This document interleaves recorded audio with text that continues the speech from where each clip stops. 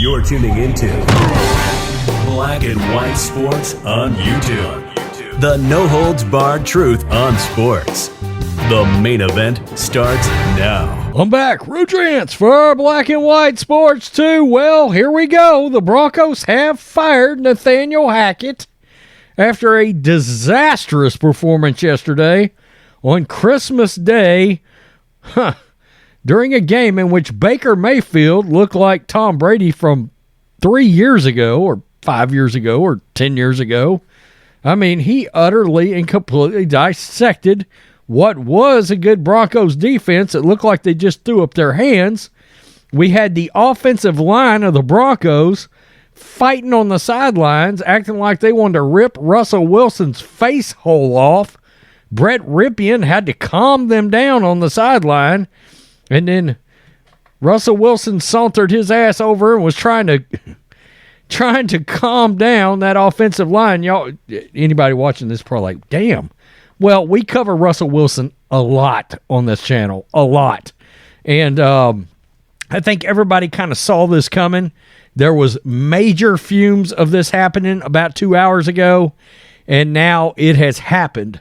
Broncos fired Nathaniel Hackett before the end of the first season. Urban Meyer, anybody. Giving team more time to shop for a replacement. Who the hell is going to want that job because of Russell Wilson and that contract? Nathaniel Hackett was on the outs as the Denver Broncos head coach for multiple reasons, but Sunday's 51-14 loss to the LA Rams was a clincher. Broncos on Monday officially fired the coach. Let's do it right now. Statement from owner Greg Penner. Quote, on behalf of our ownership and organization, I want to thank Nathaniel Hackett for his dedication as head coach of the Denver Broncos. We sincerely appreciate Nathaniel's efforts and wish him and his family all the best in the future. Following extensive conversations with George and our ownership group, we determined a new direction would ultimately be the best interest of the Broncos. This change was made now out of respect for everyone involved and allows us to immediately begin a search for a new head coach. We recognize and appreciate the organization's championship history. We understand we have not met that standard. Our fans deserve much better, and I can't say enough about their loyalty during such a challenging stretch for our team. Moving forward, we will carefully evaluate every aspect of the football operations and make whatever changes are necessary to restore the franchise winning tradition. I will lead our head coaching search with support from our ownership group and George, whom I have confidence in as our general manager. The dreaded vote of confidence. As we begin the process of selecting our new head coach, we remain focused on playing competitive football to finish the season on a positive note. And that's part of the problem. Yesterday, there was no competitiveness whatsoever. It was one of the most embarrassing losses we have witnessed in a very, very long time. Outkick sources said Sunday evening this was a likely outcome. One even suggested a Monday or Tuesday firing, as has happened, because it gives the Broncos more time to shop for a replacement. Hackett finishes his one and only season with the Broncos with a 4-11 record. The question for the organization remains what other changes are coming after the season. It's clear general manager George Patton will be evaluated. I think he stays. He traded multiple first-round picks for quarterback Russell Wilson, then signed him to a $242.5 million contract. Wilson has responded with his worst season in the NFL. Wilson obviously is also not secure. The team may decide to go in another direction, but that would entail painful salary cap implications. Yeah, it might, but for the sake of that locker room and your team, that may be something you just have to do. Just eat it, okay? I don't know what's going on with Russell Wilson. It's something we've covered a lot. This has been a dumpster fire. Literally, and I've said it before, if you watch this channel, the two worst quarterbacks in football both have the last name Wilson, Zach and Russell. I said before the season, I thought this was a great trade. I did. But obviously Pete Carroll and John Snyder absolutely knew something nobody else knew. Number one, and we kind of saw this. We can see this in the statistics for Russell in Seattle last year. Russell wanted to quit being a mobile quarterback. He wanted to quit running with the ball, wanted to quit doing as many bootlegs and rollouts, things that made him a success. He wanted to be a pocket passer. The problem is he's not tall enough for that, okay? And it just so happens his best game this year, a couple of his better games this year, is when he's been more mobile. If he chooses he will not be a mobile quarterback, then Russell Wilson is not going to be a good NFL quarterback. Okay, he's not a good pocket passer, and he survives on those rollouts and those bootlegs, design runs, and read options. That is what Russell runs.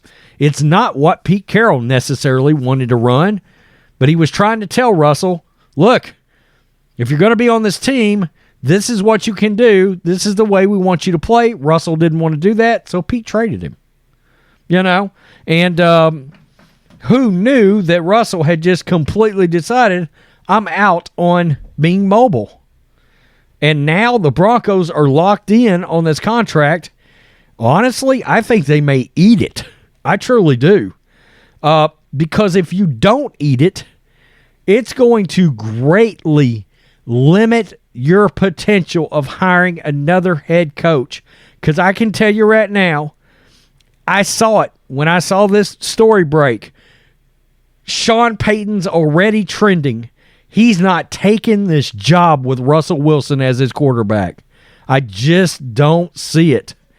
Unless he takes the job and sets Russell down and says, listen, you remember what you were doing in Seattle 4 years ago?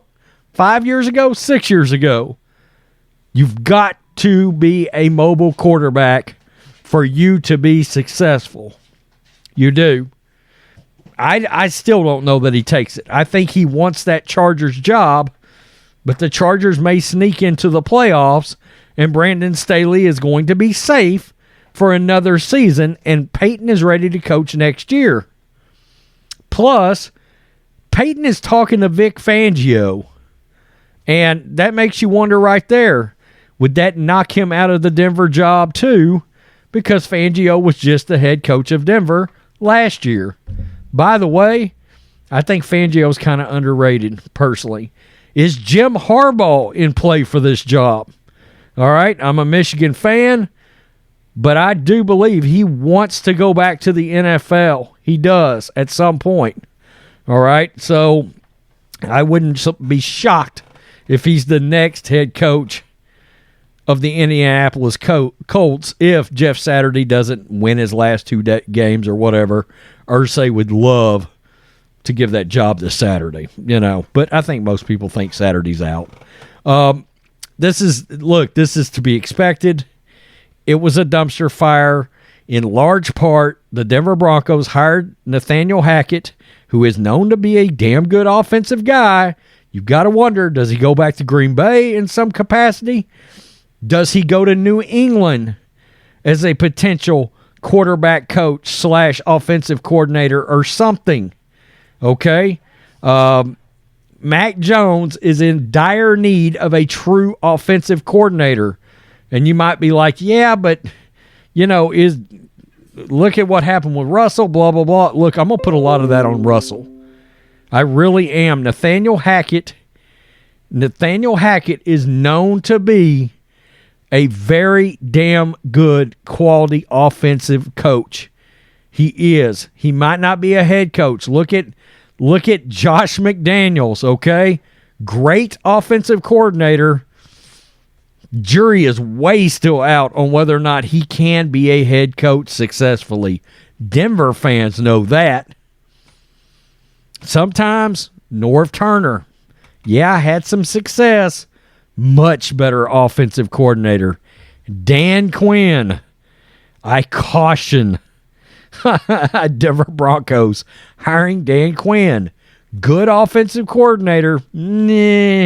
Head coach. It happens. Peace. I'm out. Till next time. Thanks for watching the show. Be sure to like, comment, and subscribe. Be sure to tune in next time on Black and White Sports.